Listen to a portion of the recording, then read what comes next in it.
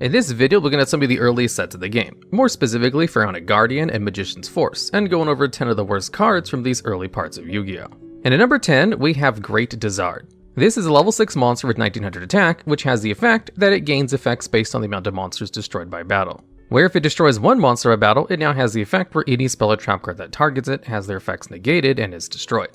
If you destroy 2 monsters, you can tribute this card during your main phase in order to special summon Yugioh Richie from your hand or deck. Now, what's really unique about this card is it's one of, if not the only monster in the game, which gains effects based on the amount of monsters destroyed by battle. Where usually destroying monsters by battle is a trigger in order to activate a singular effect, like with Fire Dog bringing out a fire monster with 200 defense every time you destroy something by battle. There's also a Blackluster Link monster which has 3 different effects that can activate each time it destroys a monster by battle, which is still unique from this card's requirement of destroying specific amounts for different effects. Where obviously you're trying to destroy up to 2 monsters so you can use this ability to special summon the boss monster from the deck, although Yugioh Richie is not that great of a card either. Yugioh Richie is a level 7 monster with 2600 attack, which has the effect where it can't be normal summoned or set and must be special summoned by Great Dezard. It also has an effect where it can special summon any zombie monster from your graveyard, although the trigger for this is that it must be flipped face up, which is kind of a weird requirement for a monster that can only be special summoned, and especially for one that has kind of a difficult summon requirement in the first place. It does, however, have an effect that lets you change it to face down defense position once per turn, so you can eventually use the ability to special summon a zombie from your graveyard. Additionally, it also has protection, where it negates and destroys spell or trap cards that target it, just like the first effect of Great Dezard. Now, a little side note about this card, its Japanese name is actually Nosferatu Lich, so it's really weird that it was given such an incredibly different name in the TCG. Anyways, for a monster that requires 2 battle phases of setup on a 1 tribute monster, the payoff is having to wait an additional turn for the card to flip itself face down, and then back up in order to maybe special summon a zombie from the graveyard. Now, being able to special summon a zombie from the graveyard is good, but not good enough to be worth all the investment required. The only reason Great Dezard is only at number 10 on this list is because at least the effect is somewhat unique, and the protection it gets is pretty decent as well, since this is a set that introduced cards like Raigeki Break, which could target and destroy it, which it can become immune to. Although even in the early time period this card was released, slowly tribute summon a monster with only 1900 attack was not very good, so it saw all of no competitive play. And today's video is brought to you by HelloFresh. HelloFresh has 40 weekly recipes to choose from for all meal occasions, lifestyles, and preferences. There are also 100 plus seasonal and convenience items. I'm personally a picky eater, but HelloFresh has such a large variety that I found no issues finding different meal options that I actually enjoy. HelloFresh makes it super easy to eat what I like. You can customize select meals by swapping proteins or sides, or even adding protein to a veggie dish. And now, you can even upgrade from organic chicken or ground beef on select meals. They also offer calorie smart, carb smart, and high protein recipes on the menu every week. Having the variety and flexibility really helps me stay on track since I'm too busy to do this on my own. HelloFresh knows people are busy, and that's why they take care of the meal planning and prep, freeing up the extra time in your schedule. With pre-portioned ingredients, foolproof recipes, and a convenient doorstop delivery, HelloFresh makes it easy to get dinner on the table. Use my link or go to HelloFresh.com and use the promo code POGTDLMAR60 for 60% off and free shipping. Once you click the description, we'll live update to count the purchases. And at number 9, we have Cobraman Sakuzy. This is a level 3 monster with 1400 defense, which has the effect when it's flipped face up, you can look at all of your opponent's face down spell or trap cards. And also, once per turn, you can change it to face down defense position. Now, the set this card came out in had the theme of cards being able to put themselves back face down, and then having effects whenever they're flipped face up, like Yugioh Richie. And while some of them were pretty decent effects, some of them were like Cobraman and had absolutely mediocre effects, which technically were positive. It also had pretty mediocre stats at only 800 attack and 1400 defense, which wasn't really enough to push any kind of big damage or survive the beaters of the day. Its typing and attribute weren't anything special at the time either, so it was basically just pack filler. And at number 8, we have Pharaoh's Treasure. This is a trap card with a rather unique effect, where when you activate it, you shuffle it back into your deck face up. Then, when you draw this card that was face up, you get to add 1 card from your graveyard to your hand, then you send this card from your hand to the graveyard. So basically, it allows you to add any card in your graveyard back to your hand, which technically is a very good effect. They don't really have cards in the game which allow you to add any card in your graveyard back to your hand, so there obviously had to be some kind of cost for this. Especially since this direct 1-for-1 trading doesn't lose you card advantage, like you normally do for effects like this, like with Boogie Trap or Magical Stone Excavation. However, the fact that you do have to put this card face up into your deck and then draw it later is kind of a very hard condition to fulfill.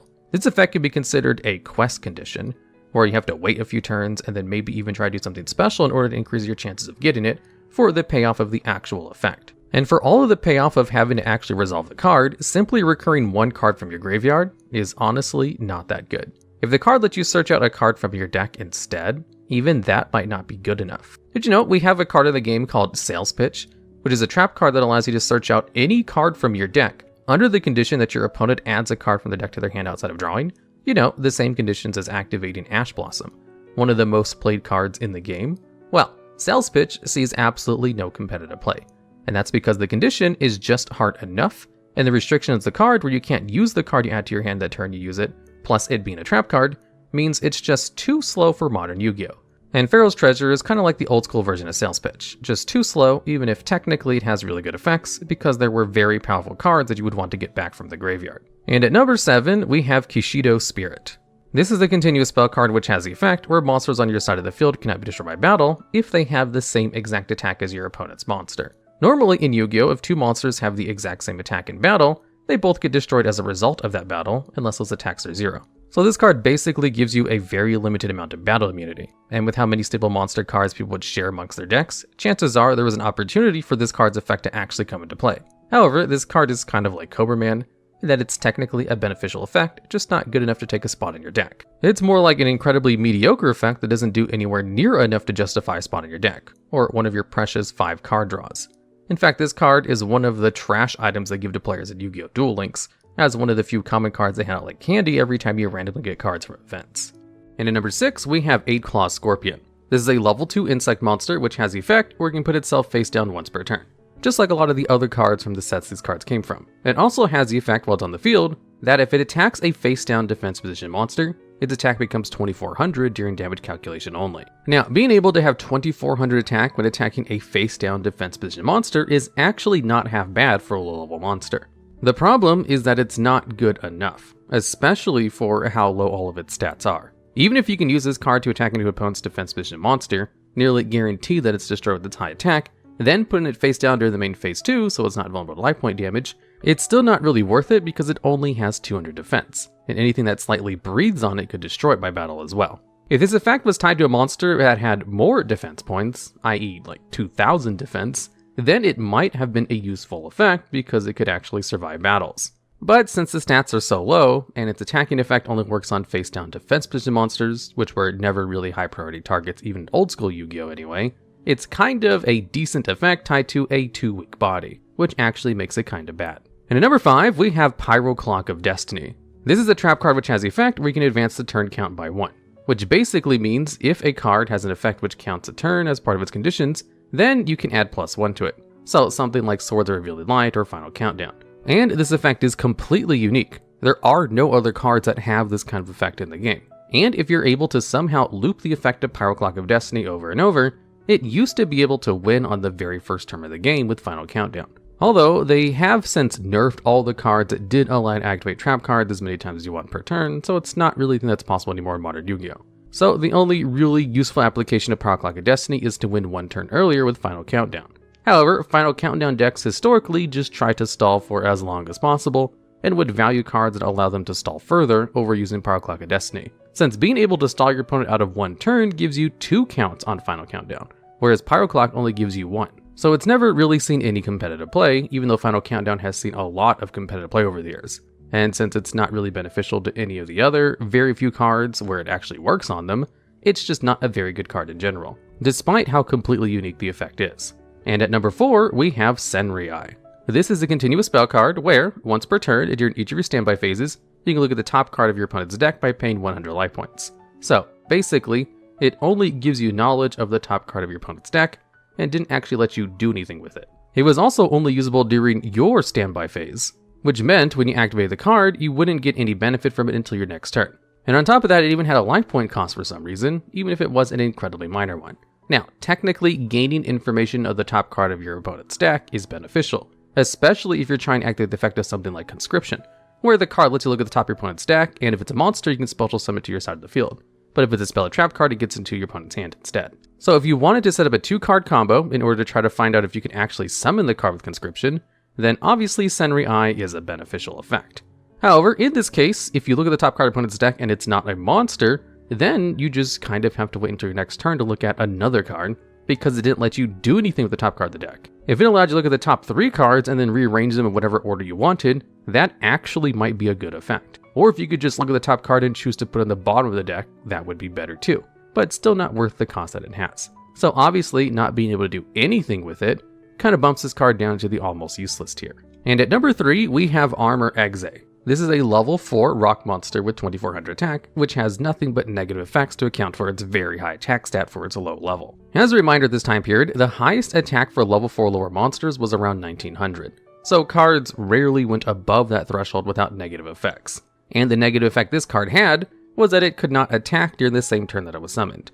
And during each of your standby phases, it had a maintenance cost where you had to remove one spell counter on your side of the field, otherwise destroy this card. Now, there have been plenty of cards with high attacks and downsides that have seen competitive play over the years, like Goblin Attack Force or Zombie of the Dark. However, one thing each of these two cards had over Armor Exe was that you could completely ignore the downsides if you played a Skill Drain deck. Skill Drain is a floodgate which negates the effects of all monsters in the field, and combos incredibly well with monsters with high attack and negative effects, except with Armor Exe.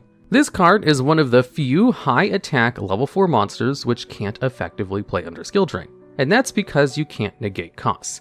And because you can't negate this card's cost, once your next standby phase rolls around, it would destroy itself unless you were actually able to pay a spell counter for it. And if you were trying to play it pure, it was also pretty bad because it couldn't even attack on the first turn it was brought out. So you'd have to pay the maintenance cost at least a single time before you're able to use it normally. And all of this just led to the card being one of the few high attack level 4 monsters with negative effects that never saw any kind of play, because it was bad in decks that wanted to use cards like these, and it was bad in decks that played spell counters.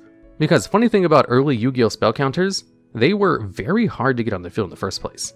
Having to remove one spell counter from your side of the field was a legitimate difficult cost to pay, because spell counters were generally only created and then used immediately by one-time effects, like Breaker the Magical Warrior. They did have other cards that could generate spell counters, but they weren't very good. And the only spell counter cards that actually saw play were ones that would use their spell counters immediately. So there generally weren't a lot of spell counters lying around to pay the cost for Armor Exe, as the card itself couldn't even hold spell counters. And you can't play spell counters on cards unless they have an effect that specifically allows you to, unlike pretty much every other counter in the game. Although I should specify, this isn't because spell counters are ruled differently or anything.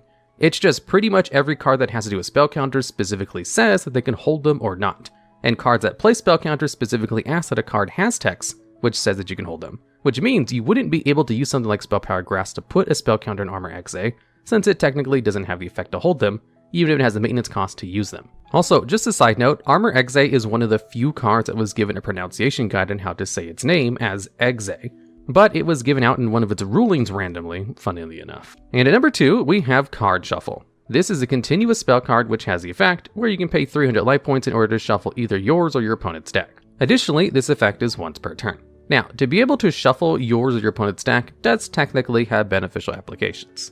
Like for example, if you look at the top card of your opponent's deck with Senri Eye and you don't want your opponent to add that card to their hand, you could use Card Shuffle in order to make sure that card is no longer on the top of your opponent's deck. Or if you use some kind of effect in order to stack the top card of your deck where you don't want to draw into it, like maybe putting a card back on top of your deck with Plague Spider Zombie as a cost, you can then shuffle your deck in order to make sure you don't draw into that card. However, none of these cases are worth using a whole card slot in your deck for, when you could instead just play something like Raigeki to destroy all your opponent's monsters, or a Pot of Greed to draw more cards, etc, etc. There's just better staples you can use instead of using one of your slots for Card Shuffle. In fact, the effect is so unimpressive, they even added as a skill to Duel Links where you don't even have to have the card in your deck in order to gain the effect, and it's still bad. Because even if you don't lose card advantage for the effect, it's still not beneficial enough to play it over any other skill in the game, except for decks that specifically just need to pay 300 life points for some reason. And also, since it's once per turn, you can't even use it in order to adjust your life points by constantly shuffling your deck and paying 300 over and over, whereas cards like Inspection did have this niche before they nerfed the card so you can no longer use its effect multiple times per turn. And finally, at number 1, we have the Great Phantom Thief. This is a level 3 monster with 1000 attack, which has the effect where, if it inflicts battle damage to your opponent, you get to declare one card name. Then you get to look at your opponent's hand, and if your opponent has any cards in their hand with that declared name, you get to send them all to the graveyard. Now, the ability to discard from your opponent's hand is actually one of the strongest effects in the game. Specifically because it's so rare, most cards which can allow you to discard from your opponent's hand have had very tough activation requirement. And being able to successfully deal battle damage to your opponent with a low attack monster like Great Phantom Thief should warrant the effect of being able to discard from your opponent's hand. The problem with this card is that you have to know what's in your opponent's hand first in order to be able to pull off the effect. At the same time period, there were cards like White Magical Hat, Don Zalug, and Spirit Reaper, which all had the effect where if they successfully inflicted damage to your opponent's life points, you could discard one random card from your opponent's hand. and these effects were actually good and saw competitive play in early Yu-Gi-Oh! And there have been a lot of other cards printed since then which do similar things. So the Great Phantom Thief not only has the exact same conditions as these other, more guaranteed effects, but they are effects already balanced by the fact that it's hard to pull this off in the first place. You then have to jump through the extra hurdle of knowing what cards are in your opponent's hand in order to get a discard from this one card. However, if you're lucky and you know what cards are in your opponent's hand, and they have multiple of those cards in their hand, then Great Phantom Thief can potentially discard more than one card. However, with how hard it is to get off the activation requirement in the first place, adding extra hurdles on top of this effect, it just makes the card kinda bad.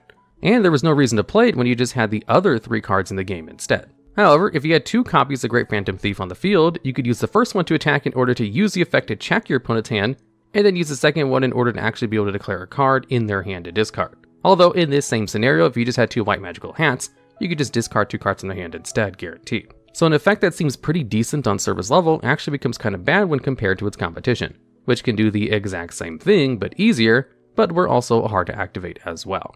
Alright, and that's the video. If you have any other ideas for future videos similar to this one, I'd love to hear about some more creative top 10 topics down in the comments.